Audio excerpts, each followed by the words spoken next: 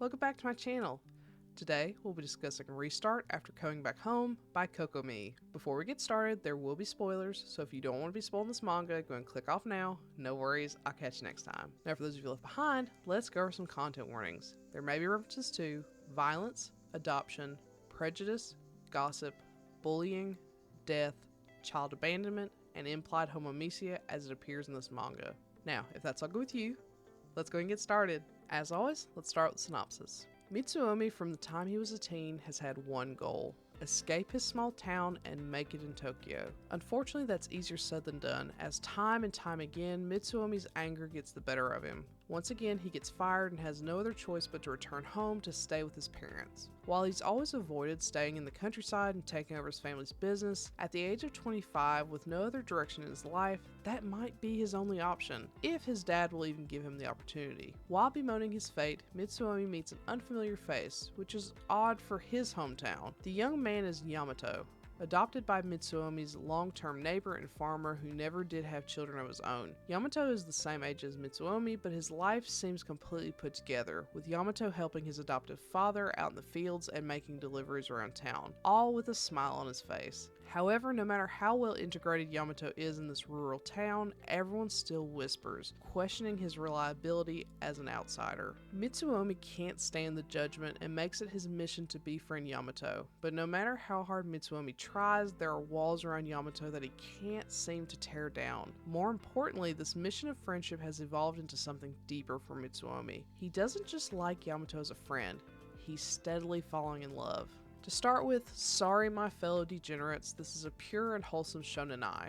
But it's a super cute one. It's very reminiscent of Love Tractor, though it isn't as vibrant and the personalities of our leads are much more subdued. The issues with familial ties are still very much present here as they were in Love Tractor, and this explores the expectations we have for ourselves, the expectations of our parents, and how those two can either conflict or align. I like that the father didn't try to force Mitsuomi into coming home and immediately running the business, but instead wanted Mitsuomi to prove that what he wanted was to run the business. It really opened up Mitsuomi into real character growth and reconciliation between family, which we didn't get much of in Love Tractor. Specifically the reconciliation, there was plenty of character growth. So if you like that part of Love Tractor but would have preferred something more subdued, then I think this is a winner. The art in this is charming. It's not stunning, it's not perfect, but I think it fits this narrative. This is a very gradual story. It's about two individuals dealing with their traumas and insecurities, having just begun growing out of young adulthood and trying to find their way in the world, whether professionally or personally. It's not exciting or exuberant, it's fluffy and sweet, but sometimes painful and harsh in its presentation of reality, but gentle overall. That's how I would describe the art too. It's nice, but imperfect. It really fits the content, and that's why it's perfect to me for this story. The relationship, though, is stunning. There's a lot of focus on the emotional connection and growth between the two, which is a nice change of pace from what I usually read, which is more based on physical communication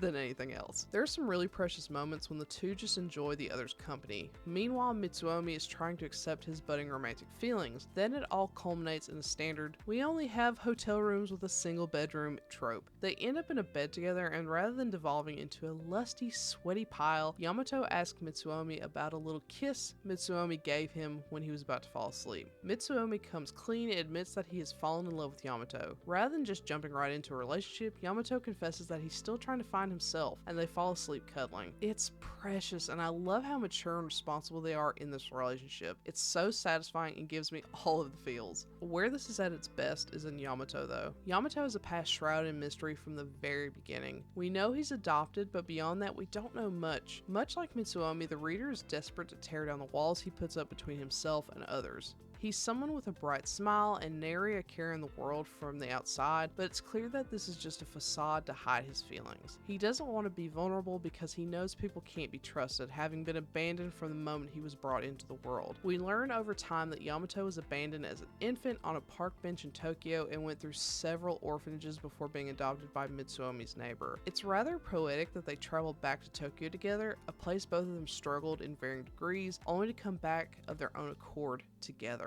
I love this setup so much. With all that being said, this is super sweet. I hate that it took me so long to read this because it's good.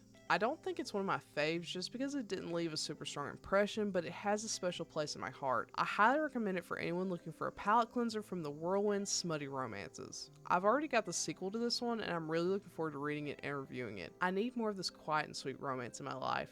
Never fear though, the smut will return very soon. So, have you read Restart after coming back home? If so, what do you think? Do you agree with my assessment? Do you not? Let me know and comment below. Otherwise, I'll catch you next time. Bye!